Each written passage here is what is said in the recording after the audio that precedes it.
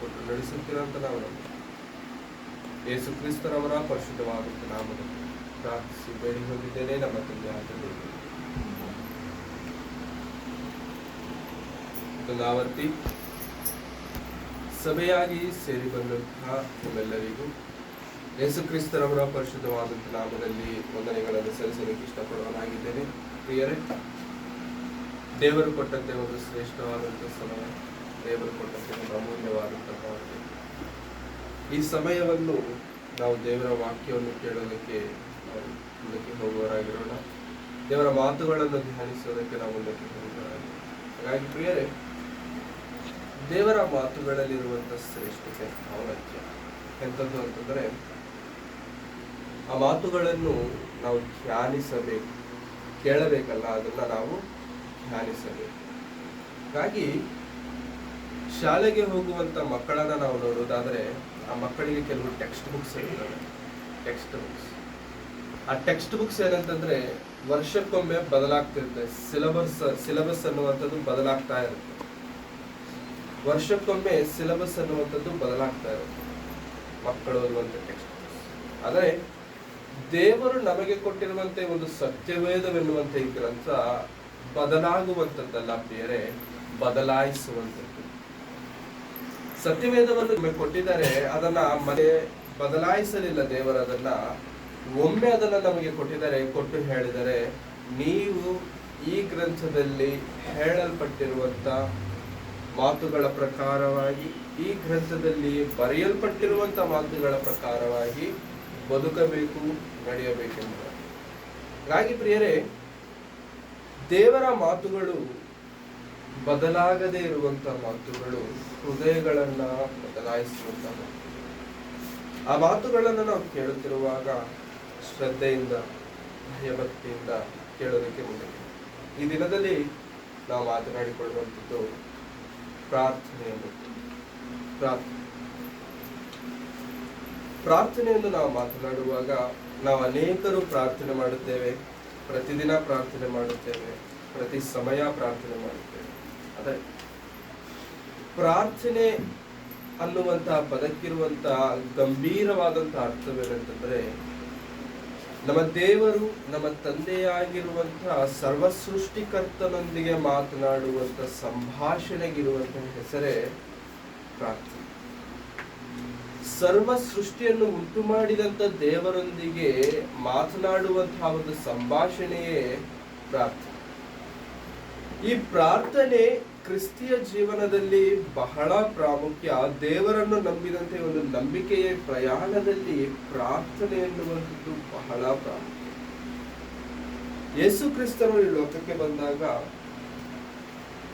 ಶಿಷ್ಯರನ್ನು ಏರ್ಪಾಟು ಮಾಡಿಕೊಂಡು, ಶಿಷ್ಯರನ್ನು ಒಟ್ಟುಗೂಡಿಸಿಕೊಂಡು ಶಿಷ್ಯರೊಂದಿಗಿರಬೇಕಾದರೆ ಒಂದು ದಿನ ಶಿಷ್ಯರೆಲ್ಲರೂ ಕೇಳ್ತಾರೆ, ಶಿಷ್ಯರೆಲ್ಲರೂ ಪ್ರಾರ್ಥನೆ ಹೇಗೆ ಮಾಡಬೇಕು ಎಂದು ಯೇಸು ಸ್ವಾಮಿಯನ್ನ ಕೇಳಿದಾಗ, ಯೇಸು ಕ್ರಿಸ್ತರವರು ಪ್ರಾರ್ಥನೆ ಹೇಗೆ ಮಾಡಬೇಕೆನ್ನುವಂಥದ್ದನ್ನ ಶಿಷ್ಯರಿಗೆ ಕಳಿಸಿಕೊಡುತ್ತಿದ್ದಾರೆ. ಮತ್ತಾಯನು ಬರೆದಂತ ಸುವಾರ್ತೆ 6ನೇ ಅಧ್ಯಾಯ 9ನೇ ವಚನದಿಂದ 13ನೇ ವಚನದವರೆಗೆ.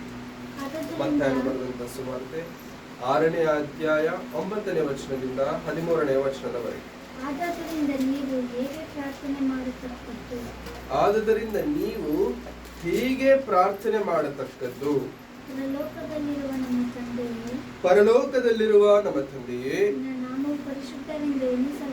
ನಿನ್ನ ನಾಮವು ಪರಿಶುದ್ಧವೆಂದು ಎನಿಸಲ್ಪಡಲಿ, ನಿನ್ನ ರಾಜ್ಯವು ಬರಲಿ, ನಿನ್ನ ಚಿತ್ತವು ಪರಲೋಕದಲ್ಲಿ ನೆರವೇರುವ ಪ್ರಕಾರ ಭೂಲೋಕದಲ್ಲಿಯೂ ನೆರವೇರಲಿ. ನಮ್ಮ ಅನುದಿನದ ಆಹಾರವನ್ನು ಈ ಹೊತ್ತು ದಯಪಾಲಿಸು. ನಮಗೆ ತಪ್ಪು ಮಾಡಿದವರನ್ನು ನಾವು ಕ್ಷಮಿಸಿದಂತೆ ನಮ್ಮ ತಪ್ಪುಗಳನ್ನು ಕ್ಷಮಿಸು. ನಮ್ಮನ್ನು ಶೋಧನೆಯೊಳಗೆ ಸೇರಿಸದೆ ಕೇಡಿನಿಂದ ನಮ್ಮನ್ನು ತಪ್ಪಿಸು.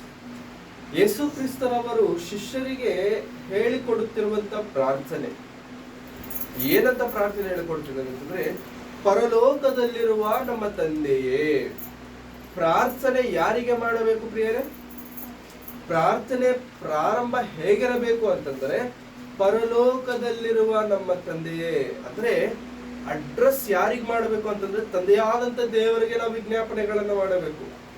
ಯೇಸು ಕ್ರಿಸ್ತರವರು ಸಹ ದೇವರೇ ತಾನೆ. ಯೇಸು ಕ್ರಿಸ್ತರವರಿಗೆ ಪ್ರಾರ್ಥನೆ ಮಾಡಿದ್ರೆ ಆಗುತ್ತಾ ಅಂತಂದ್ರೆ, ಪ್ರಾರ್ಥನೆ ಮಾಡುವಂತದ್ದು ಯೇಸು ಕ್ರಿಸ್ತರವರಿಗಲ್ಲ, ಯೇಸು ಕ್ರಿಸ್ತರವರ ಮೂಲಕ ನಾವು ಪ್ರಾರ್ಥನೆ ಮಾಡುತ್ತೇವೆ. ಆದ್ರೆ ಪ್ರಾರ್ಥನೆ ಮಾಡುವಂತದ್ದು ತಂದೆಯಾದಂತ ದೇವರಿಗೆ.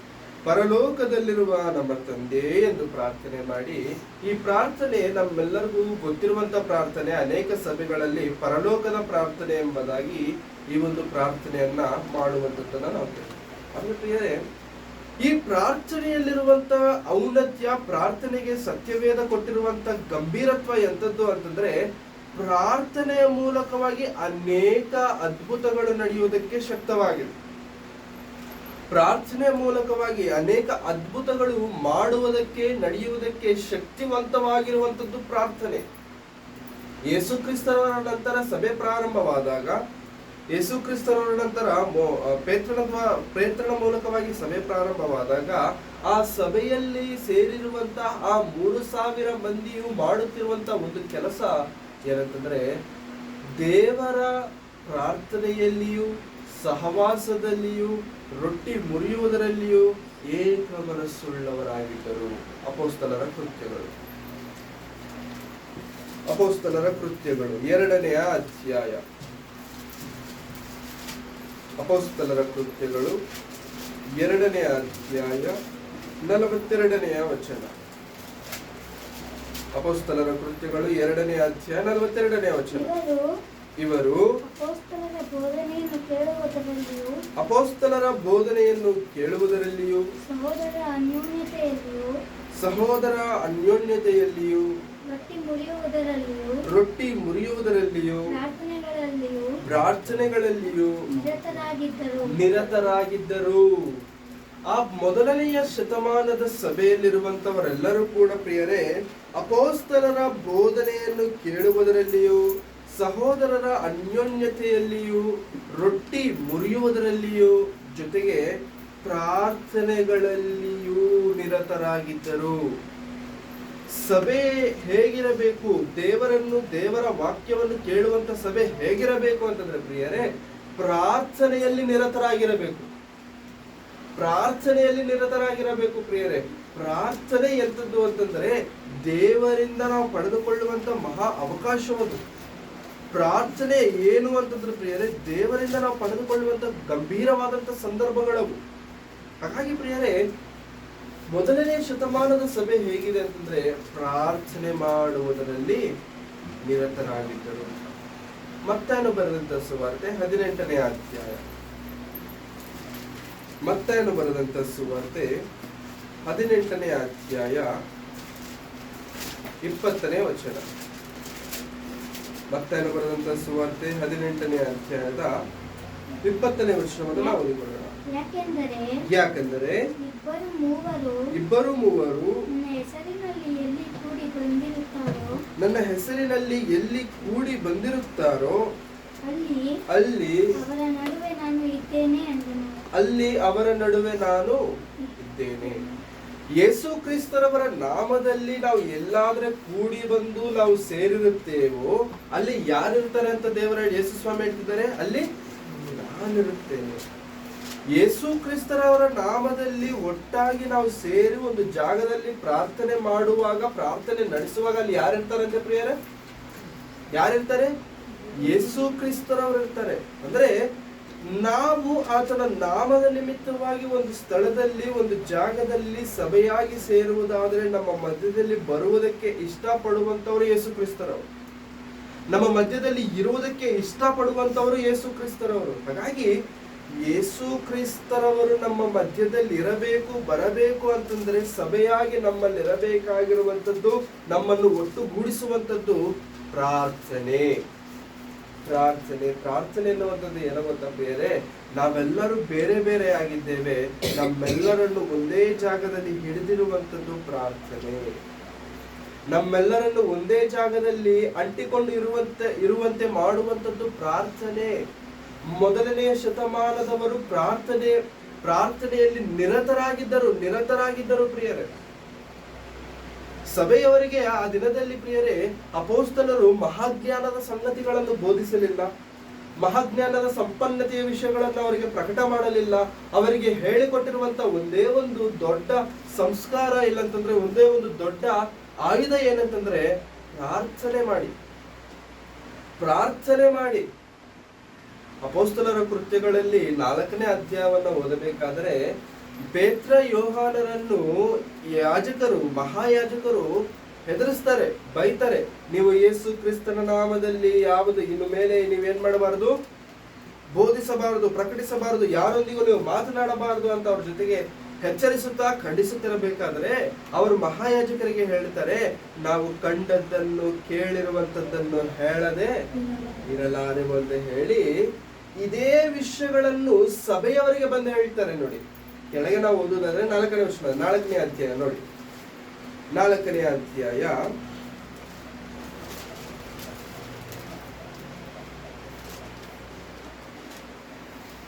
4ನೇ ಅಧ್ಯಾಯದಲ್ಲಿ ಅವರು ಅಧಿಕಾರಿಗಳವರನ್ನು ಬೆದರಿಸಿದಾಗ ಅವರು ಮಾಡಿದಂತ ಸಂದರ್ಭ 23ನೇ ವಚನ. 4ನೇ ಅಧ್ಯಾಯ 23ನೇ ವಚನ. ಇವರು ಬಿಡುಗಡೆ ಹೊಂದಿ ಸ್ವಂತ ಜನರ ಬಳಿಗೆ ಹೋಗಿ ಮಹಾಯಾಜಕರು ಹಿರಿಯರು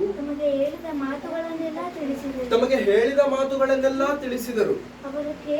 ಅವರು ಕೇಳಿ ಏಕ ಮನಸ್ಸಾಗಿ ದೇವರನ್ನು ಗಟ್ಟಿಯಾದ ಧ್ವನಿಯಿಂದ ಹೀಗೆ ಪ್ರಾರ್ಥಿಸಿದರು. ಹೇಗೆ ಅಂತಂದ್ರೆ, ಒಡೆಯನೇ ಭೂಮ್ಯಾಕಾಶಗಳನ್ನು ಸಮುದ್ರವನ್ನು ಅವುಗಳಲ್ಲಿರುವ ಸಮಸ್ತವನ್ನು ಉಂಟು ಮಾಡಿದಾತನೇ, ನೀನು ಪವಿತ್ರಾತ್ಮ ಮೂಲಕವಾಗಿ ನಿನ್ನ ಸೇವಕನಾಗಿದ್ದ ನಮ್ಮ ಪಿತೃವಾದ ದಾವೀದನ ಬಾಯಿಂದ ಅನ್ಯ ಜನಗಳು ಯಾಕೆ ರೇಗಿದರು, ಜನಾಂಗಗಳವರು ವ್ಯರ್ಥ ಕಾರ್ಯಗಳನ್ನು ಯಾಕೆ ಯೋಚಿಸಿದರು, ಕರ್ತನಿಗೆ ಆತನು ಅಭಿಷೇಕಿಸಿದವನಿಗೂ ವಿರೋಧವಾಗಿ ಭೂಪತಿಗಳು ಸನ್ನದ್ಧರಾಗಿ ನಿಂತರು, ಅಧಿಕಾರಿಗಳು ಏಕವಾಗಿ ಕೂಡಿಕೊಂಡರು ಎಂದು ಹೇಳಿಸಿದಲ್ಲವೇ. ಬೇರೆ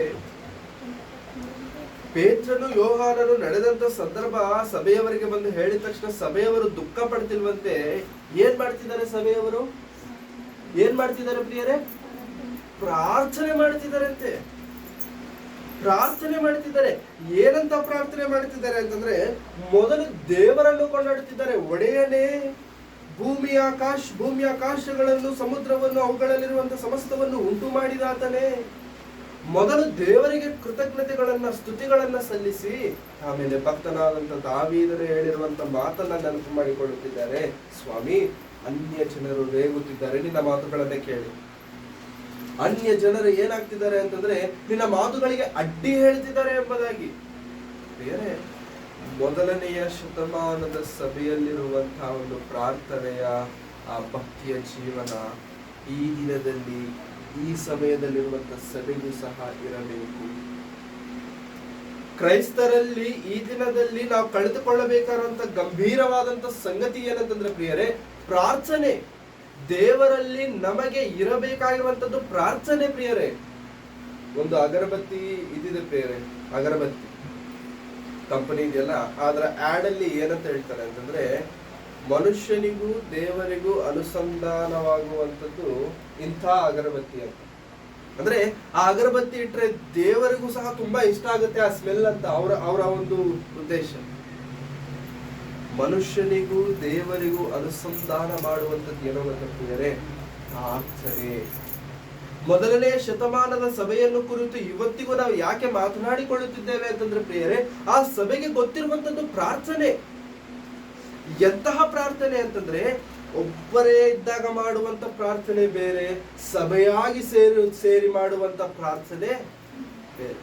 ಯಾಕೆ ಸಭೆಯಾಗಿ ಸೇರಿ ಪ್ರಾರ್ಥನೆ ಮಾಡಬೇಕು? ಸಭೆ ಯಾಕೆ ಪ್ರಾರ್ಥನೆ ಮಾಡಬೇಕು? ಯಾಕೆಂತಂದ್ರೆ ಸಭೆಯಾಗಿ ಮಾಡುವಂತ ಪ್ರಾರ್ಥನೆಯಲ್ಲಿ ಶಕ್ತಿ ಇರುವಂತದ್ದಾಗಿದೆ. ಸಭೆಯಾಗಿ ಮಾಡುವಂತ ಪ್ರಾರ್ಥನೆಯಲ್ಲಿ ಬಲವಿರುವಂತದ್ದಾಗಿದೆ. ಸಭೆಯಾಗಿ ಮಾಡುವಂತ ಪ್ರಾರ್ಥನೆಯಲ್ಲಿ ಪವಿತ್ರಾತ್ಮನ ಕಾರ್ಯಗಳು ನಡೆಯುವುದಕ್ಕೆ ಶಕ್ತವಂತದ್ದಾಗಿದೆ ಪ್ರಿಯರೇ. ಹಾಗಾಗಿ ಸಭೆಯಾಗಿ ಪ್ರಾರ್ಥನೆ ಮಾಡುವಂತ ಸಭೆ ಎಲ್ಲಾದ್ರೆ ಇದೆಯೋ ಪ್ರಿಯರೇ, ಆ ಸಭೆಯಲ್ಲಿ ದೇವರ ಕಾರ್ಯಗಳು ನಡೆಯುತ್ತವೆ. ಮೊದಲನೇ ಶತಮಾನದ ಸಭೆಯವರು ಮಾಡಿದಂತ ಕೆಲಸವು ಅದೇ ಪ್ರಿಯರೇ. ಅವರು ಏನ್ ಮಾಡ್ತಿದ್ದಾರೆ? ಪೇತ್ರನು ಜೈಲಲ್ಲಿದ್ದಾನೆ. ಜೈಲಲ್ಲಿ ಪೇತ್ರನಿರಬೇಕಾದ್ರೆ ಸಭೆಯವರು ಏನ್ ಮಾಡ್ತಿದ್ದಾರೆ ಪ್ರಿಯರೇ? ಸಭೆಯವರು ಏನ್ ಮಾಡ್ತಿದ್ದಾರೆ ಅಂತ? ಪೇತ್ರನು ಜೈಲಲ್ಲಿ ಇರಬೇಕಾದ್ರೆ ಪ್ರಾರ್ಥನೆ ಮಾಡ್ತಿದ್ದಾರೆ. ಸಭೆಯವರು ಏನ್ ಮಾಡ್ತಿದ್ದಾರೆ? ಪ್ರಾರ್ಥನೆ ಮಾಡ್ತಿದ್ದಾರೆ. ಹೌದಾ? ಅಪೊಸ್ತಲರ ಕೃತ್ಯಗಳು ನೋಡೋಣ ಆ ಸಂದರ್ಭ. ಅಪೊಸ್ತಲರ ಕೃತ್ಯಗಳು 12ನೇ ಅಧ್ಯಾಯ. ಅಪೊಸ್ತಲರ ಕೃತ್ಯಗಳು 12ನೇ ಅಧ್ಯಾಯ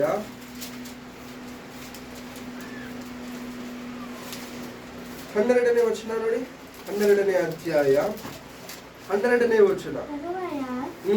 ಅವನು ಯೋಚನೆ ಮಾಡಿಕೊಂಡು ಮಾರ್ಕನೆನಿಸಿಕೊಳ್ಳುವ ಯೋಹಾನನ ತಾಯಿಯಾದ ಮರಿಯಳ ಮನೆಗೆ ಬಂದನು. ಅಲ್ಲಿ ಅನೇಕರು ಕೂಡಿ ಬಂದು ಪ್ರಾರ್ಥನೆ ಮಾಡುತ್ತಿದ್ದರು. ಎಷ್ಟು ಜನ ಕೂಡಿ ಬಂದಿದ್ದಾರೆ ಅಂತ ಪ್ರಿಯರೇ? ಅಲ್ಲಿ ಅನೇಕರು. ಇವರೆಲ್ಲ ಯಾರು? ಈ ಅನೇಕರು ಅಂತಂದ್ರೆ ಯಾರು ಇವರೆಲ್ಲ? ಯೇಸು ಸ್ವಾಮಿಯನ್ನು ಅಂಗೀಕರಿಸಿದಂತ ಸಭೆಯವರಿವರು. ಯೇಸು ಸ್ವಾಮಿಯ ಶಿಷ್ಯರ ಮೂಲಕವಾಗಿ ವಾಕ್ಯಗಳನ್ನ ಕೇಳಿದಂತ ಸಭೆಯವರಿವರು. ಈ ಅನೇಕರು ಸೇರಿ ಮಾಡುತ್ತಿರುವಂತ ಕೆಲಸ ಏನಂತೆ? ಪ್ರಾರ್ಥನೆ.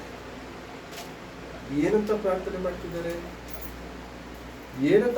ಮಾಡ್ತಿದ್ದಾರೆ? ಪೇತ್ರನು ಸೆರೆಮನೆಯಲ್ಲಿದ್ದಾನೆ. ಸೆರೆಮನೆಯಲ್ಲಿರುವಂತ ಪೇತ್ರನ ಬಳಿಗೆ ಹೋಗಿ ಬೇಯ್ತ ತಗೊಳ್ಳೋದಕ್ಕೆ ಅಧಿಕಾರಿಗಳ ಹತ್ರ ಹೋಗ್ತಿಲ್ವಂತೆ. ಜೈಲ್ ಸುತ್ತು ತಿರುಗಾಡ್ತಿಲ್ವಂತೆ. ಪೊಲೀಸ್ ಸ್ಟೇಷನ್ ಸುತ್ತಲೂ ತಿರುಗಾಡ್ತಿಲ್ವಂತೆ. ಎಲ್ಲರೂ ಅನೇಕರು ಕೂಡಿ ಬಂದು ಒಬ್ಬರ ಮನೆಯಲ್ಲಿ ಸೇರಿ ಪ್ರಾರ್ಥನೆ ಮಾಡುತ್ತಿದ್ದಾರಂತೆ ಪ್ರಿಯರೇ.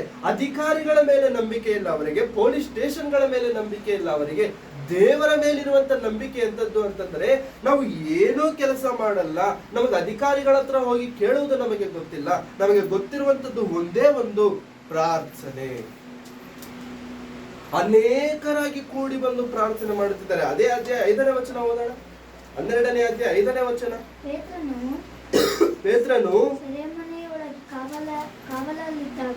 ಸೆರೆಮನೆಯ ಒಳಗೆ ಕಾವಲಲ್ಲಿದ್ದಾಗ ಸಭೆಯವರು ಅವನಿಗೋಸ್ಕರ ಆಸಕ್ತಿಯಿಂದ ದೇವರಿಗೆ ಪ್ರಾರ್ಥನೆ ಮಾಡುತ್ತಿದ್ದರು. ಈ ಪ್ರಾರ್ಥನೆ ಮಾಡುತ್ತಿರುವವರು ಯಾರಂತೆ?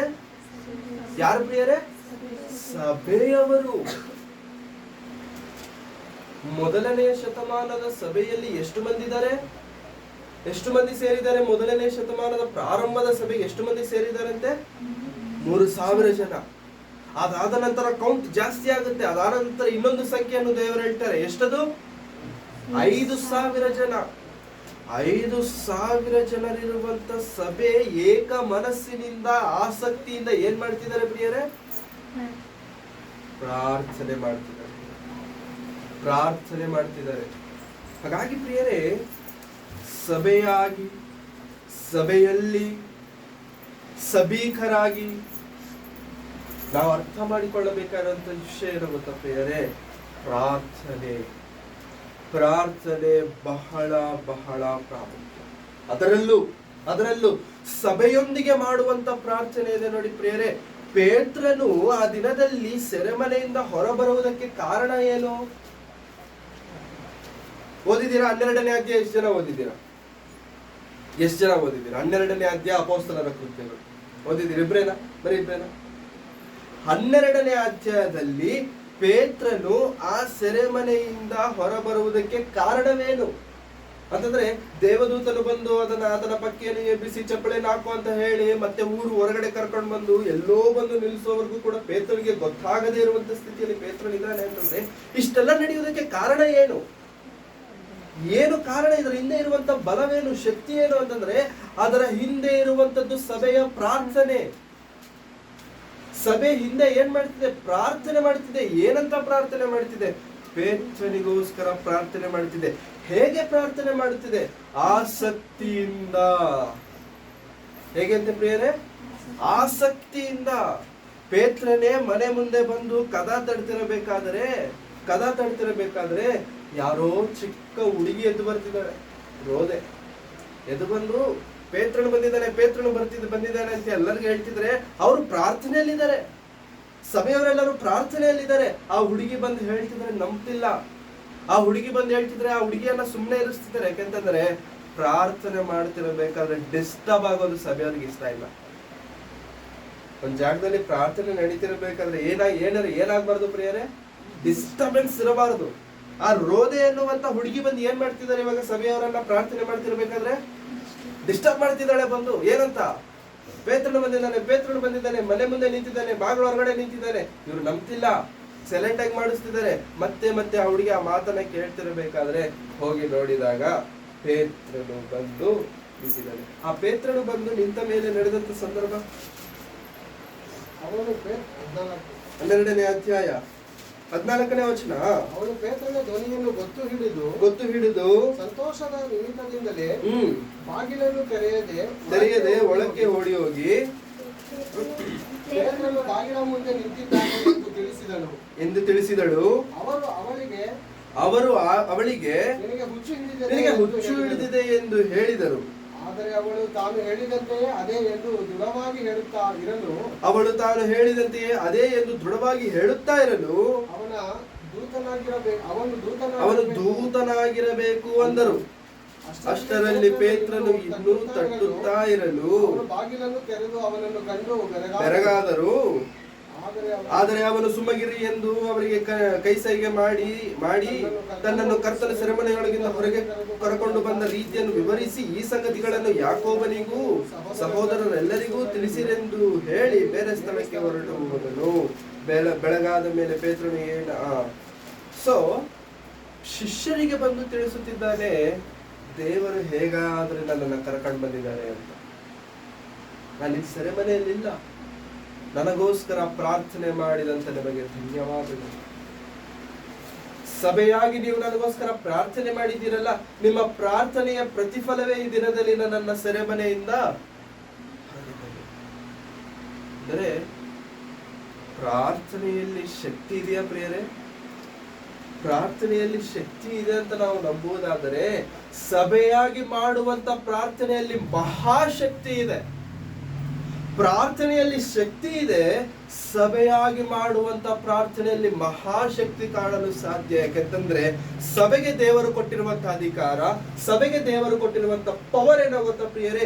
ನೀವು ಭೂಲೋಕದಲ್ಲಿ ಏನಾದ್ರೆ ಮುಚ್ಚಿಡುತ್ತೀರೋ ಅದು ಪರಲೋಕದಲ್ಲಿ ಏನಾಗುತ್ತೆ? ಲಾಕ್ ಆಗುತ್ತೆ. ನೀವು ಭೂಲೋಕದಲ್ಲಿ ಏನಾದ್ರೆ ತೆಗಿತೀರಲ್ಲ ಅದು ಪರಲೋಕದಲ್ಲೂ ಕೂಡ ತೆರೆಯಲ್ಪಡುತ್ತೆ. ಸಭೆಗೆ ದೇವರು ಕೊಟ್ಟಿರುವಂತ ಪವರ್ ಎಂಬ ಪ್ರಿಯರೇ ಪ್ರಾರ್ಥನೆ ಮಾಡಿ. ಸಭೆಯೇ ಪ್ರಾರ್ಥನೆ ಮಾಡಿ. ಯಾವ ವಿಷಯದಲ್ಲಿ? ಎಲ್ಲಾ ವಿಷಯದಲ್ಲೂ ಕೂಡ ನಾವೇನ್ ಮಾಡಬೇಕು? ಪ್ರಾರ್ಥನೆ ಮಾಡಬೇಕು. ಎಲ್ಲಾ ವಿಷಯದಲ್ಲೂ ಕೂಡ ನಾವು ಪ್ರಾರ್ಥನೆ ಮಾಡಬೇಕು ಪ್ರಿಯರೇ. ಕೊಲಸ್ಸಿಯವರಿಗೆ ಬರೆದಂತ ಪತ್ರಿಕೆ 4ನೇ ಅಧ್ಯಾಯ. ಕೊಲಸ್ಸದವರಿಗೆ ಬರೆದಂತ ಪತ್ರಿಕೆ 4ನೇ ಅಧ್ಯಾಯದ 3-4 ವಚನ. 2ನೇ ವಚನದಿಂದ ಓದೋಣ. 2ನೇ ವಚನದಿಂದ ಪ್ರಾರ್ಥನೆಯನ್ನು ತಪ್ಪದೆ ಮಾಡುವವರಾಗಿ ಅದರಲ್ಲಿ ಎಚ್ಚರವಾಗಿದ್ದು ದೇವರಿಗೆ ಕೃತಜ್ಞತಾ ಸ್ತುತಿ ಮಾಡಿರಿ. ಇದಲ್ಲದೆ ನಮಗೋಸ್ಕರವೂ ಪ್ರಾರ್ಥನೆ ಮಾಡಿರಿ. ಕ್ರಿಸ್ತನ ವಿಷಯದಲ್ಲಿ ದೇವರು ತಿಳಿಯಪಡಿಸಿದ ಸತ್ಯಾರ್ಥಗಳನ್ನು ಪ್ರಸಂಗಿಸುವುದಕ್ಕೆ ಆತನ ಅನುಕೂಲವಾದ ಸಂದರ್ಭವನ್ನು ನಮಗೆ ದಯಪಾಲಿಸಿ ನಾನು ಅದನ್ನು ಹೇಳಬೇಕಾದ ರೀತಿಯನ್ನು ತಿಳಿಸುವಂತೆ ಅನುಗ್ರಹ ಮಾಡಬೇಕೆಂದು ಬೇಡಿಕೊಳ್ಳಿರಿ. ಆ ಸತ್ಯಾರ್ಥದ ನಿಮಿತ್ತವೇ ನಾನು ಸೆರೆಯಲ್ಲಿದ್ದೇನಲ್ಲ. ಪೇತ್ರನು ಕೊಲಸ್ಸಿಯವರಿಗೆ ಪತ್ರಿಕೆಯನ್ನು ಬರೆಯುತ್ತಾ ಆ ಕೊಲಸ್ಸಿಯಲ್ಲಿರುವಂತವರಿಗೆ ಒಂದು ವಿಜ್ಞಾಪನೆ ಮಾಡ್ತಿದ್ದಾನೆ, ಒಂದು ರಿಕ್ವೆಸ್ಟ್ ಮಾಡ್ತಿದ್ದಾನೆ. ಏನಂತ ರಿಕ್ವೆಸ್ಟ್ ಮಾಡ್ತಿದ್ದಾನೆ ಅಂತಂದ್ರೆ, ನಮಗೋಸ್ಕರ ಪ್ರಾರ್ಥನೆ. ಪೌಲನು ಸಭೆಯವರನ್ನ ಏನಂತ ಕೇಳ್ತಿದ್ದಾನೆ ಪ್ರಿಯರೇ? ನಮಗೋಸ್ಕರ ಪ್ರಾರ್ಥನೆ. ನಾವು ಏನ್ ಮಾಡ್ತಿದ್ದೇವೆ ಅಂತಂದ್ರೆ ಈ ಸತ್ಯದ ಸುವಾರ್ತೆಯನ್ನು ಪ್ರಕಟ ಮಾಡುವುದಕ್ಕೆ ಅನೇಕ ಹಿಂಸೆಗಳನ್ನು ಅನುಭವಿಸುತ್ತಿದ್ದೇವೆ. ಆ ಸತ್ಯದ ಪ್ರಕಟಣೆಯಲ್ಲೇ ನಾವು ಈ ಒಂದು ದಿನದಲ್ಲಿ ಸೆರೆಮನೆಯಲ್ಲಿದ್ದೇವೆ. ಸೆರೆಮನೆಯಲ್ಲಿರುವಂತ ನಮಗೋಸ್ಕರ ನೀವು ಏನ್ ಮಾಡಿ? ಪ್ರಾರ್ಥನೆ ಮಾಡಿ. ಸೆರೆಮನೆಯಲ್ಲಿರುವಂತ ನಮಗೋಸ್ಕರ ನೀವು ಬೇಲ್ ತರಕ್ ಹೋಗಿ, ಸೆರೆಮನೆಯಲ್ಲಿರುವಂತ ನಮಗೋಸ್ಕರ ಕೋರ್ಟ್ಗೆ ಹೋಗಿ, ಪೊಲೀಸ್ ಸ್ಟೇಷನ್ಗೆ ಹೋಗಿ ಇಲ್ಲ, ನಮಗೋಸ್ಕರ ನೀವೇನ್ ಮಾಡಿ? ಪ್ರಾರ್ಥನೆ ಮಾಡಿ.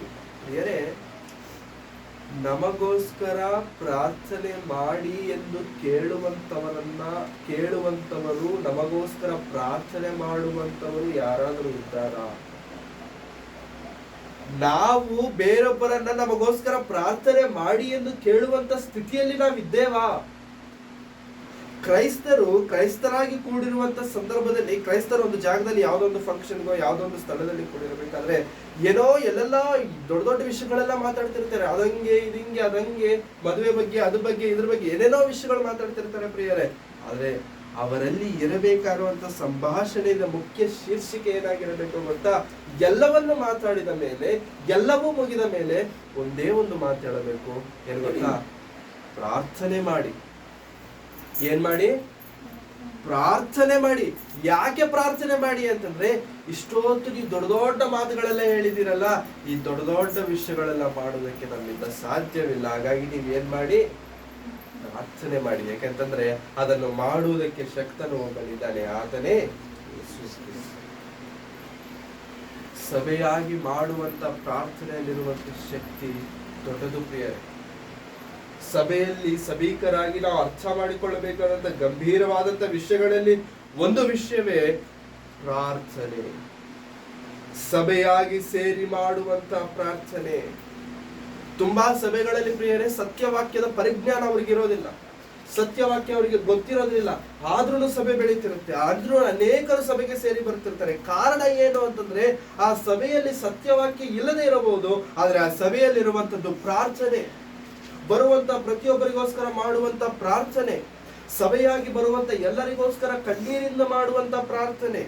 ಆ ಪ್ರಾರ್ಥನೆನೇ ಆ ಸಭೆಯನ್ನು ನಿಲ್ಲಿಸುವಂತದ್ದಾಗಿದೆ.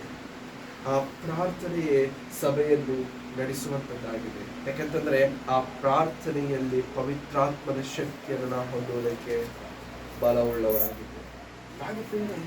ಪ್ರಾರ್ಥನೆ, ಈ ಪ್ರಾರ್ಥನೆ, ಸಭೆಯೊಂದಿಗೆ ನಾವು ಮಾಡುವಂತ ಪ್ರಾರ್ಥನೆ ಬಹಳ ಶಕ್ತಿವಂತದ್ದಾಗಿದೆ.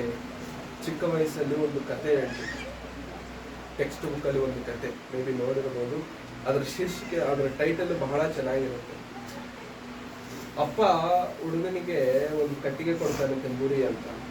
ಟಕ್ಕಂತ ಮುರಿದಾಕ್ತಾನೆ ಒಂದು ಕಟ್ಟಿಗೆನ. ಅಪ್ಪ ಒಂದು ಕಟ್ಟಿಗೆನ ಮುರಿದ ಮೇಲೆ 2 ಕೊಡ್ತಾನೆ, 2ನ್ನು ಮಗ ಮುರಿದಾಕ್ತಾನೆ.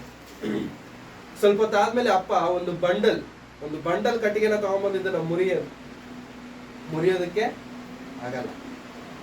ಅವಾಗ ಅಪ್ಪ ಮಗನಿಗೆ ಹೇಳ್ಕೊಡುವಂತ ಗುಣಪಾಠ, ಮಾರಲ್ ಆಫ್ ದಿ ಸ್ಟೋರಿ ಏನಂತಂದ್ರೆ, ನೀನು ಒಬ್ಬನೇ ಇದ್ದು ಮಾಡುವಂತ ಕೆಲಸ ಚಿಕ್ಕದಾಗಿರಬಹುದು, ಆದ್ರೆ ನೀವು ಎಲ್ಲರೂ ಅಂತಂದ್ರೆ ಒಟ್ಟಾಗಿ ಮಾಡುವಂತ ಕೆಲಸದಲ್ಲಿ ಬಲ ಜಾಸ್ತಿ. ಒಂಟಿಯಾಗಿ ಹೋಗೋದ್ರಲ್ಲಿ ಏನಿರಲ್ಲ, ಬಲ ಇರಲ್ಲ. ಸಭೆಯಾಗಿ ಇಲ್ಲಂತಂದ್ರೆ ಒಟ್ಟಾಗಿ ಹೋಗುವುದರಲ್ಲಿ, ಒಟ್ಟಾಗಿ ಮಾಡುವುದರಲ್ಲಿ ಏನಿರುತ್ತೆ, ಬಲ ಇರುತ್ತೆ. ಸಭೆಯಾಗಿ ನಾವು ಮಾಡುವಂತ ಪ್ರಾರ್ಥನೆಯಲ್ಲಿ ಏನಿರುತ್ತೆ ಗೊತ್ತಾ ಪ್ರಿಯರೇ? ಬಲವಿರುವಂತದ್ದಾಗಿದೆ, ಶಕ್ತಿ ಇರುವಂತದ್ದಾಗಿದೆ. ರೋಮಾಪುರದವರಿಗೆ ಬರೆದಂತ ಪತ್ರಿಕೆ 15ನೇ ಅಧ್ಯಾಯ. ರೋಮಾಪುರದವರಿಗೆ ಬರೆದಂತ ಪತ್ರಿಕೆ 15ನೇ ಅಧ್ಯಾಯದ 30ನೇ ವಚನ. 30ನೇ ವಚನ. ಸಹೋದರರೇ, ನನಗೋಸ್ಕರ ದೇವರ ಮುಂದೆ ಮಾಡುವ ಪ್ರಾರ್ಥನೆಗಳಲ್ಲಿ ನೀವು ನನಗೋಸ್ಕರ ದೇವರ ಮುಂದೆ ಮಾಡುವ ಪ್ರಾರ್ಥನೆಗಳಲ್ಲಿ ನನ್ನೊಂದಿಗೆ ಬಲೀಯವಾಗಿ ವಿಜ್ಞಾಪಿಸಿಕೊಳ್ಳಬೇಕೆಂದು ನಮ್ಮ ಕರ್ತನಾದ ಯೇಸು ಕ್ರಿಸ್ತನ ನಿಮಿತ್ತವಾಗಿ ಪವಿತ್ರಾತ್ಮನೆಂದುಂಟಾಗುವ ಪ್ರೀತಿಯ ನಿಮಿತ್ತವಾಗಿಯೂ ನಿಮ್ಮನ್ನು ಬೇಡಿಕೊಳ್ಳುತ್ತೇನೆ. ಪೌಲನು ಬೇಡಿಕೊಳ್ಳುತ್ತಿದ್ದಾನೆ. ಏನಂತ ಬೇಡಿಕೊಳ್ಳುತ್ತಿದ್ದಾನೆ ಅಂತಂದ್ರೆ, ನನಗೋಸ್ಕರ ಪ್ರಾರ್ಥನೆ ಮಾಡಿ ನನ್ನೊಂದಿಗೆ ಬಲೀಯವಾಗಿ ವಿಜ್ಞಾಪಿಸಬೇಕೆಂದು ನಮ್ಮ ಕರ್ತನಾದ ಯೇಸು ಕ್ರಿಸ್ತನ ನಿಮಿತ್ತವಾಗಿಯೂ ಪವಿತ್ರಾತ್ಮನಿಂದಾಗುವ ಪ್ರೀತಿಯ ನಿಮಿತ್ತವಾಗಿಯೂ ನಿಮ್ಮನ್ನು ಬೇಡಿಕೊಳ್ಳುತ್ತೇವೆ. ಹೇಗೆ ವಿಜ್ಞಾಪನೆ ಮಾಡಬೇಕಂತೆ? ಹೇಗೆ ಅಂತ ಪ್ರಿಯರೇ? ಬಲೀಯವಾಗಿ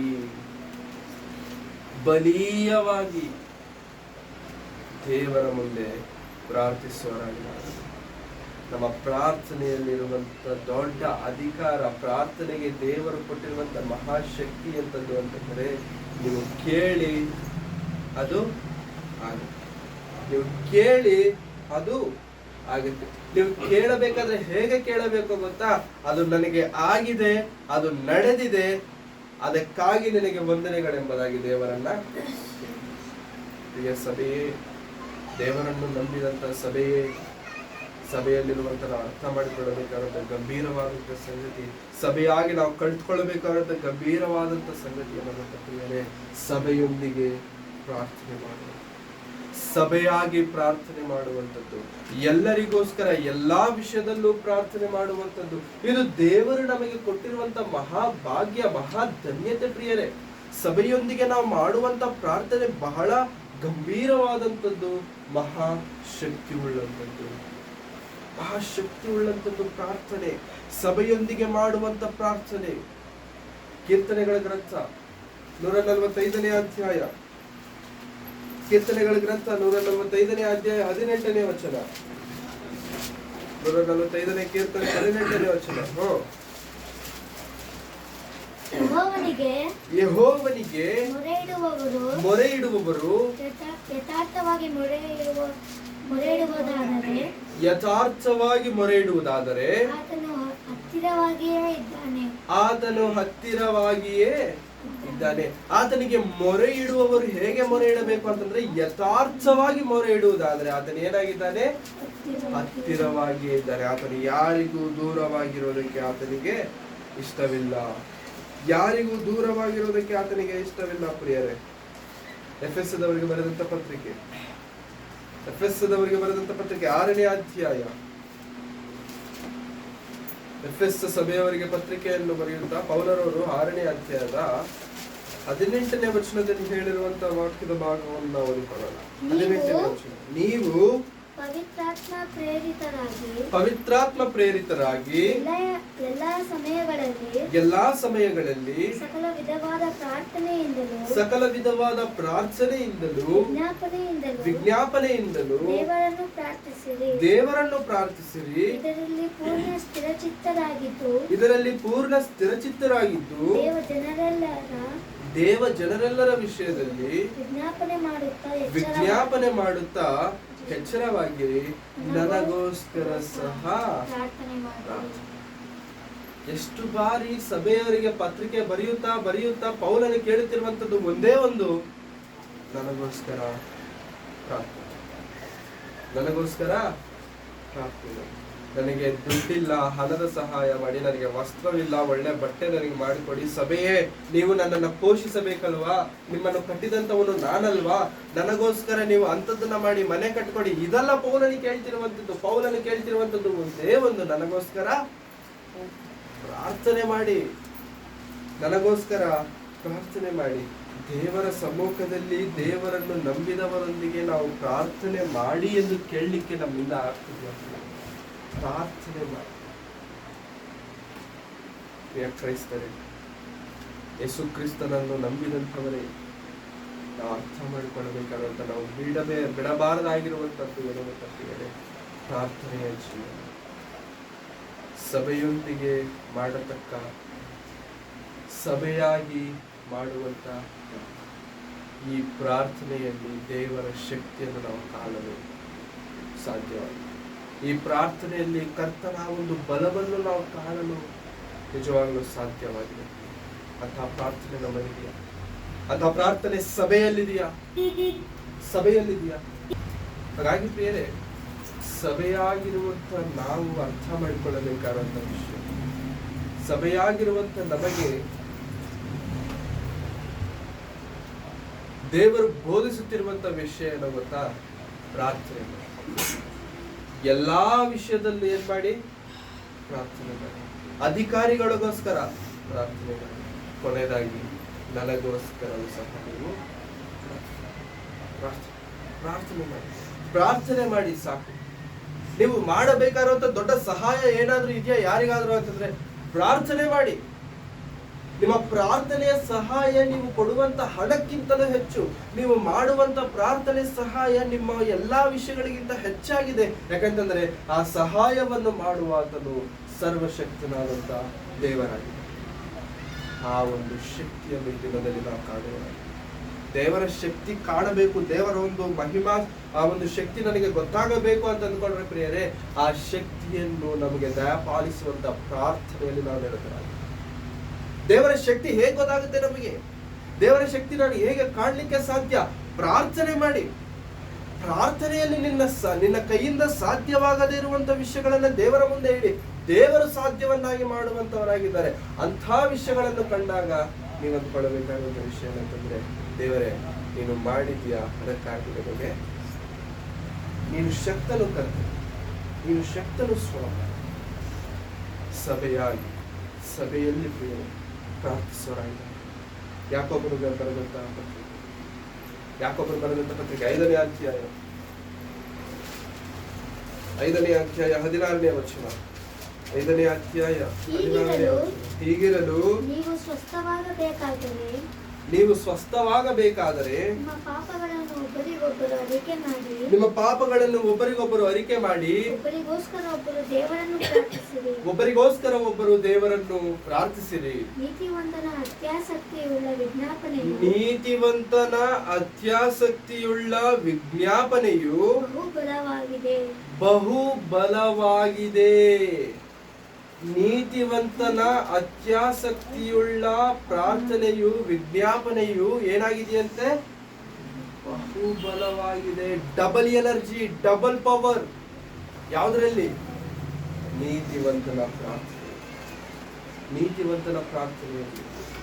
ಪ್ರಾರ್ಥನೆಯಲ್ಲಿ ಬಲವಿದೆ ಎಂದು ನಾವು ನಂಬುವುದಾದರೆ ಪ್ರಿಯರೇ, ನೀತಿವಂತರ ಪ್ರಾರ್ಥನೆಯಲ್ಲಿ ಬಹುಬಲವಿದೆ. ಹಾಗಾಗಿ ಪ್ರಿಯರೇ, ನಮ್ಮ ಪ್ರಾರ್ಥನೆಯಲ್ಲಿ ಅಂತ ಬಲವಿದೆಯಾ? ತುಂಬಾ ಜನ ಕೇಳುವಂತ ಪ್ರಶ್ನೆ ಏನಂತಂದ್ರೆ, ನಾನು ಮೊದಲು ಪ್ರಾರ್ಥನೆ ಮಾಡುತ್ತಿದ್ದಾಗ ದೇವರು ಸದುತ್ತರವನ್ನು ಕೊಡ್ತಿದ್ರು. ಮೊದಲು ಪ್ರಾರ್ಥನೆ ಮಾಡುತ್ತಿರುವಾಗ ದೇವರು ಸದುತ್ತರವನ್ನು ಕೊಡ್ತಿದ್ರು. ಆದ್ರೆ ಈಗ ನನ್ನ ಪ್ರಾರ್ಥನೆಗೆ ದೇವರಿಂದ ಉತ್ತರ ನನಗೆ ಸಿಗ್ತಿಲ್ಲ. ಈಗ ನನ್ನ ಪ್ರಾರ್ಥನೆಗೆ ದೇವರು ಉತ್ತರವನ್ನು ಕೊಡ್ತಿಲ್ಲ ಎಂಬುದಾಗಿ ತುಂಬಾ ಜನ ಹೇಳ್ತಿರ್ತಾರೆ. ಒಂದು ನಾವು ಅರ್ಥ ಮಾಡ್ಕೊಳ್ಳಬೇಕಾದಂತ ವಿಷಯ ಏನಂತಂದ್ರೆ, ದೇವರು ಉತ್ತರ ಕೊಡುವುದಕ್ಕೂ ದೇವರು ಉತ್ತರ ಕೊಡದೇ ಇರುವುದಕ್ಕೂ ಇವೆರಡರ ಮಧ್ಯದಲ್ಲಿ ಒಂದು ಥಿನ್ ಬಾರ್ಡರ್ ಇರ್ತದೆ. ದೇವರು ಉತ್ತರ ಕೊಡುವುದಕ್ಕೂ ಕೊಡದೇ ಇರುವುದಕ್ಕೂ ಒಂದು ಥಿನ್ ಬಾರ್ಡರ್. ಅದು ಕೆಲವೊಮ್ಮೆ ನಮ್ಮ ತಪ್ಪಾಗಿರಬಹುದು, ಅದು ಕೆಲವೊಮ್ಮೆ ನಮ್ಮ ಒಂದು ಆಲಸ್ಯ ಸ್ವಭಾವವಾಗಿರಬಹುದು, ಅದು ಕೆಲವೊಮ್ಮೆ ನಮ್ಮ ಅಹಂಕಾರದ ಸ್ವಭಾವವಾಗಿರಬಹುದು, ಅದು ಕೆಲವೊಮ್ಮೆ ಸಮಸ್ತವು ತಪ್ಪು ನಮ್ಮದೇ ಆಗಿರುತ್ತೆ. ಪ್ರಿಯರೇ, ನೀವು ಬೇಡಿಕೊಳ್ಳಿರಿ, ನಾನು ಕೊಡುತ್ತೇನೆ ಹೇಳಿದರೆ ದೇವರು. ನೀವು ಕೇಳಿರಿ, ನಾನು ಕೊಡುತ್ತೇನೆ. ಬೇಡಿಕೊಳ್ಳ್ರಿ, ನಾನು ಸಿಗುತ್ತೇನೆ. ಹುಡುಕಿರಿ, ಸಿಗುತ್ತೆ ನಿಮಗೆ. ನೀವು ಬೇಡಿಕೊಂಡರೆ ಕೊಡುವುದಕ್ಕೆ ಸಿದ್ಧರಾಗಿರುವಂತ ದೇವರ ಮುಂದೆ ಪ್ರಾರ್ಥನೆ ಮಾಡುತ್ತಿರಬೇಕಾದ್ರೆ ಆ ಪ್ರಾರ್ಥನೆಗೆ ಸದುತ್ತರ ಸಿಗುತ್ತಿಲ್ಲ ಅಂತಂದ್ರೆ ಪ್ರಿಯರೇ, ಖಂಡಿತ ಆ ತಪ್ಪು ನಮ್ಮದೇ. ಹಾಗಾಗಿ ಪ್ರಿಯರೇ, ಸಭೆಯಾಗಿ ಪ್ರಾರ್ಥಿಸುವಂಥದ್ದನ್ನು ನಾವು ತಿಳಿದುಕೊಳ್ಳೋಣ. ಸಭೆಯಾಗಿ ಪ್ರಾರ್ಥನೆ ಮಾಡುವಂಥದ್ದನ್ನು ನಾವು ಕಂಡುಕೊಳ್ಳೋಣ. ಪೇತ್ರನು ಸೆರೆಮನೆಯಲ್ಲಿ ಇರಬೇಕಾದ್ರೆ ರೋದೆ ಎಂಬಂತ ಚಿಕ್ಕ ಹುಡುಗಿ ಏನ್ ಮಾಡ್ತಿದ್ದಾಳೆ? ಆ ಮನೆಯಲ್ಲಿ ಆಟಾಡಕ್ ಬಂದಿದ್ದಾಳ.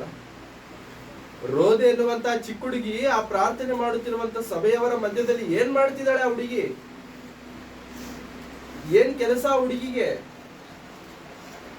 ಪ್ರಾರ್ಥನೆ. ಸಭೆಯೊಂದಿಗೆ ಪ್ರಾರ್ಥನೆ ಅಂತಂದ್ರೆ ಹೇಗೋ ಗೊತ್ತಾ ಪ್ರಿಯರೇ, ಚಿಕ್ಕವರಿಂದ ಹಿಡಿದು ದೊಡ್ಡವರವರೆಗೂ ಎಲ್ಲರೂ ಏಕ ಮನಸ್ಸಿನಿಂದ ಆಸಕ್ತಿಯಿಂದ ಪ್ರಾರ್ಥಿಸುವಂತದ್ದೇ ಪ್ರಾರ್ಥನೆ. ಆ ರೋದೆ ಏನ್ ಮಾಡ್ತಿದ್ದಾಳೆ ಆ ಮನೆಯಲ್ಲಿ ಅಂತಂದ್ರೆ ಪೇತ್ರನಿಗೋಸ್ಕರ ಪ್ರಾರ್ಥನೆ ಮಾಡ್ತಿದ್ದಾಳೆ. ರೋದೆಗೆ ಏನ್ ಕೆಲಸ ಆ ಮನೆಯಲ್ಲಿ? ಪ್ರಾರ್ಥನೆ ಮಾಡ್ತಿದ್ದಾಳೆ ರೋದೆ. ಬೇರೆ ನಮ್ಮ ಮಕ್ಕಳು ಸರಿಯಾದಂತ ಮಾರ್ಗದಲ್ಲಿ ನಡೆಯಬೇಕಾ? ಚಿಕ್ಕ ವಯಸ್ಸಿನಿಂದ ಅವರನ್ನು ಪ್ರಾರ್ಥನೆಯಲ್ಲಿ ಬೆಳೆಸಿ. ಪ್ರಾರ್ಥನೆಯಲ್ಲಿ ಕಳಿಸಿ. ಪ್ರಾರ್ಥನೆ ಎಲ್ಲಾದ್ರೂ ನಡೆಯುತ್ತಿರುತ್ತಲ್ಲ ಅಲ್ಲಿಗೆ ಅವರನ್ನು ಕಳಿಸಿ. ಪ್ರಾರ್ಥನೆಯನ್ನು ಅವರು ಸ್ಥಿರಪಡಿಸಿ. ಪ್ರಾರ್ಥನೆ ಅಂತಂದ್ರೆ ಮೊಣಕಾಲ, ಪ್ರಾರ್ಥನೆ ಅಂತಂದ್ರೆ ಕಣ್ಮುಚ್ಚು, ಪ್ರಾರ್ಥನೆ ಅಂತಂದ್ರೆ ಎಲ್ಲಾ ಕೆಲಸಗಳನ್ನು ಬಿಟ್ಟುಬಿಟ್ಟು ದೇವರ ಮುಂದೆ ನಮ್ಮನ್ನು ನಾವು ಸರೆಂಡರ್ ಮಾಡ್ಕೊಳ್ಬಹುದು. ಇದು ಪ್ರಾರ್ಥನೆಗೆ ನಾವು ಕೊಡಬೇಕಾದಂತ ಪ್ರಾಮುಖ್ಯತೆ, ಪ್ರಾಧಾನ್ಯತೆ. ಹಾಗಾಗಿ ಪ್ರಿಯರೇ, ಪ್ರಾರ್ಥನೆಯ ಜೀವನ ನಮ್ಮಲ್ಲಿ ಇದೆಯಾ? ಪ್ರಾರ್ಥನೆಯ ಜೀವನ ನಮ್ಮಲ್ಲಿ ಇದೆಯಾ? ನಮ್ಮನ್ನು ನಾವು ಪ್ರಶ್ನಿಸಿಕೊಳ್ಳೋಣ. ಪ್ರಾರ್ಥನೆಯಲ್ಲಿ ನಿರತರಾಗಿರೋಣ. ಸಭೆಯ ಪ್ರಾರ್ಥನೆ, ಸಭೆಯೊಂದಿಗೆ ಮಾಡುವಂತ ಪ್ರಾರ್ಥನೆಯಲ್ಲಿ ನಾವು ನಿರತರಾಗಿರೋಣ. ಸಭೆಯೊಂದಿಗೆ ಮಾಡುವಂತ ಆರಾಧನೆಯಲ್ಲಿ ನಾವು ನಿರತರಾಗಿರೋಣ. ಸಭೆಯೊಂದಿಗೆ ನಾವು ಒಟ್ಟಾಗಿ ಏಕಮನಸ್ಸುಳ್ಳವರಾಗಿ ನಿರತರಾಗಿರಬೇಕು ಅಷ್ಟೇ ಪ್ರಿಯರೇ. ಯಾಕೆ ಸಭೆಯೊಂದಿಗೆ ಇರಬೇಕು ಅಂತಂದ್ರೆ ನಾವು ತಪ್ಪಾದಂತ ಮಾರ್ಗಕ್ಕೆ ಹೋಗದೇ ಇರುವಂತೆ ಸಭೆಯೊಂದಿಗೆ. ಯಾಕೆ ನಾವು ಪ್ರಾರ್ಥನೆಯಲ್ಲಿರಬೇಕು ಅಂತಂದ್ರೆ ಪೌಲನವರು ಹೇಳುವಂತ ರೀತಿಯಲ್ಲಿ ನೀವು ಪ್ರಾರ್ಥನೆ ಮಾಡುತ್ತಾ ಎಚ್ಚರವಾಗಿರಿ. ಪ್ರಾರ್ಥನೆ ಮಾಡುತ್ತಾ ಏನಾಗಿರಿ? ಎಚ್ಚರವಾಗಿರಿ. ಪ್ರಾರ್ಥನೆ ಮಾಡುವುದಾದ್ರೆ ನಾವು ಏನಾಗಿರ್ತೇವಂತೆ? ಎಚ್ಚರವಾಗಿರ್ತೇವೆ, ಮಲ್ಗಲ್ಲ. ಅಂದ್ರೆ ಆತ್ಮೀಯ ವಿಷಯಗಳಲ್ಲಿ ನಾವು ಮಲಗಿರಲ್ಲ. ಪ್ರಾರ್ಥನೆ ಮಾಡ್ತಿದ್ದೇವೆ ಆದ್ರೆ ನಾವು ಏನಾಗಿದ್ದೇವೆ? ಎಚ್ಚರವಾಗಿದ್ದೇವೆ. ಸಭೆಯೊಂದಿಗೆ ಪ್ರಾರ್ಥನೆಯಲ್ಲಿ ನಾವು ಪಾಲ್ಭಾಗಸ್ಥರಾಗಿರೋಣ. ಇದು ಬಹಳ ಪ್ರಾಮುಖ್ಯವಾದಂಥದ್ದು, ಬಹಳ ಗಂಭೀರವಾದಂಥದ್ದು. ಕ್ರೈಸ್ತರಾಗಿ ನಾವು ಅಳವಡಿಸಿಕೊಳ್ಳಬೇಕಾಗಿರುವಂಥದ್ದು. ಪ್ರಾರ್ಥನೆಯಲ್ಲಿ ಶಕ್ತಿ ಇದ್ದರೆ ಸಭೆಯೊಂದಿಗೆ ಮಾಡುವಂತ ಪ್ರಾರ್ಥನೆಯಲ್ಲಿ ಮಹಾಶಕ್ತಿ ಉಂಟೆಂದು ಸತ್ಯವೇದ ನಮಗೆ ಬೋಧಿಸುವ. ಪ್ರಾರ್ಥನೆ ಮಾಡೋಣ, ಪ್ರಾರ್ಥನೆ ಮಾಡೋಣ. ಸಭೆಗಾಗಿ ಪ್ರಾರ್ಥನೆ ಮಾಡೋಣ, ಎಲ್ಲಾ ವಿಷಯಗಳಿಗಾಗಿ ಪ್ರಾರ್ಥನೆ ಮಾಡೋಣ. ಸಭೆಯಾಗಿ ಪ್ರಾರ್ಥನೆ ಮಾಡೋಣ, ಸಭೆಯಾಗಿ ಪ್ರಾರ್ಥನೆ. ನಾನು ಸಭೆಯೇ ಸಿದ್ಧರಾಗಿದ್ದೇವ? ಪ್ರಾರ್ಥನೆ ಮಾಡೋಣ. ಸಿದ್ಧರಾಗಿದ್ದೇವ? ಸಭೆಯಾಗಿ ಪ್ರಾರ್ಥನೆ ಮಾಡೋಣ. ತುಂಬಾ ಜನ ಕುಟುಂಬವಾಗಿಯೇ ಪ್ರಾರ್ಥನೆ ಮಾಡಲ್ಲ, ಈಗ ಸಭೆಯಾಗಿ ಏನ್ ಪ್ರಾರ್ಥನೆ ಮಾಡ್ತೀವಿ? ಕುಟುಂಬವಾಗಿನೇ ಪ್ರಾರ್ಥನೆ ಮಾಡಲ್ಲ, ಈಗ ಸಭೆಯಾಗಿ ಏನ್ ಪ್ರಾರ್ಥನೆ ಮಾಡ್ತೇವೆ? ನಾವು ಸಭೆಯಾಗಿ ಪ್ರಾರ್ಥನೆ ಮಾಡುತ್ತಿದ್ದರೆ ಕುಟುಂಬವಾಗಿ ಖಂಡಿತ ನಾವು ಪ್ರಾರ್ಥನೆಯಲ್ಲಿ ನಿರತರಾಗಿದ್ದೇವೆ. ಪ್ರಾರ್ಥನೆಯಲ್ಲಿ ನಿರತರಾಗಿರೋಣ, ಪ್ರಾರ್ಥನೆಯಲ್ಲಿ ಎಚ್ಚರವಾಗಿರೋಣ, ಪ್ರಾರ್ಥನೆಯಲ್ಲಿ ಆಸಕ್ತಿ ಉಳ್ಳವರಾಗಿರೋಣ. ಪ್ರಾರ್ಥನೆಯಲ್ಲಿ ಸಮಸ್ತವೂ ದೇವರು ಮಾಡುವುದಕ್ಕೆ ಶಕ್ತನಾಗಿದ್ದಾನೆ ಎನ್ನುವಂತ ನಂಬಿಕೆ, ಸ್ಥಿರಚಿತ್ತ, ದೃಢ ಸಂಕಲ್ಪದಿಂದ ನಾವು ಮುಂದಕ್ಕೆ ಹೋಗುವುದಾದರೆ ಪ್ರಿಯರೇ, ನಮ್ಮ ನಂಬಿಕೆಯನ್ನು ಎಂದಿಗೂ ವ್ಯರ್ಥಗೊಳಿಸದೆ ತಕ್ಕ ಸಮಯದಲ್ಲಿ ತಕ್ಕ ರೀತಿಯಲ್ಲಿ ದೇವರು ತಕ್ಕ ಸಮಯದಲ್ಲಿ ಸಹಾಯ ಮಾಡುವುದಕ್ಕೆ ಆತನು ಶಕ್ತ. ಪ್ರಾರ್ಥನೆ ಮಾಡಿಸೋಣ.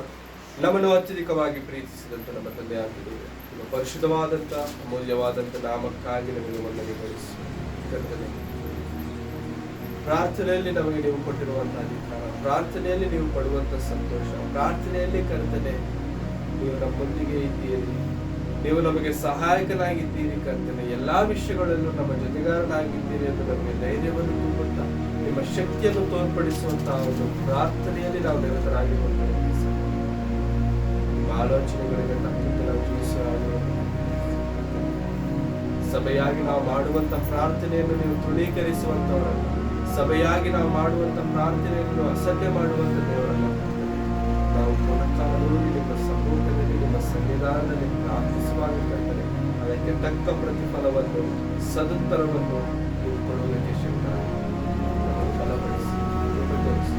ನಿಮ್ಮ ಆಲೋಚನೆಗಳಿಗೆ ತಕ್ಕಂತೆ ನಮ್ಮೆಲ್ಲರನ್ನು ನಡೆಸಿ, ನಿಮ್ಮ ಚಿತ್ತಕ್ಕೆ ಅನುಗುಣವಾಗಿ ನಾವು ಬದುಕುವರಾಗಿ ನೀವು ನಮಗೆ ಸಹಾಯ ಮಾಡುತ್ತೀರಂತ ನಾವು ಪ್ರಾರಂಭದ ಶತಮಾನದ ಸಭೆ ಹೇಗಾದರೆ ಸ್ವಾಮಿ ಪ್ರಾರ್ಥನೆಯಲ್ಲಿ ಇತ್ತು, ನಾವು ನಮ್ಮ ಸಭೆಯು ನಿಮ್ಮನ್ನು ನಂಬಿದಂತೆ ನಿಮ್ಮ ಮಕ್ಕಳಾಗಿರುವಂತ ನಾವು ಕರ್ತನೆ ಎಲ್ಲಾ ವಿಷಯಗಳಲ್ಲೂ ಕರ್ತನೆ ಪ್ರಾರ್ಥನೆಯ ಪೂರ್ವಕವಾಗಿರುವಂತೆ ನಮ್ಮನ್ನು ಬಲಪಡಿಸಿ ನಿಮ್ಮ ಚಿತ್ತಕ್ಕೆ ಅನುಗುಣವಾಗಿ ನಮ್ಮೆಲ್ಲರನ್ನು ನಡೆಸಬೇಕೆಂಬುದಾಗಿ ಯೇಸು ಕ್ರಿಸ್ತರವರ ಪರಿಶುದ್ಧವಾದ ಪ್ರಾರ್ಥಿಸಿ ಬೇಡಿಕೊಳ್ಳುತ್ತೇನೆ ನಮ್ಮ ತಂದೆಯಾದ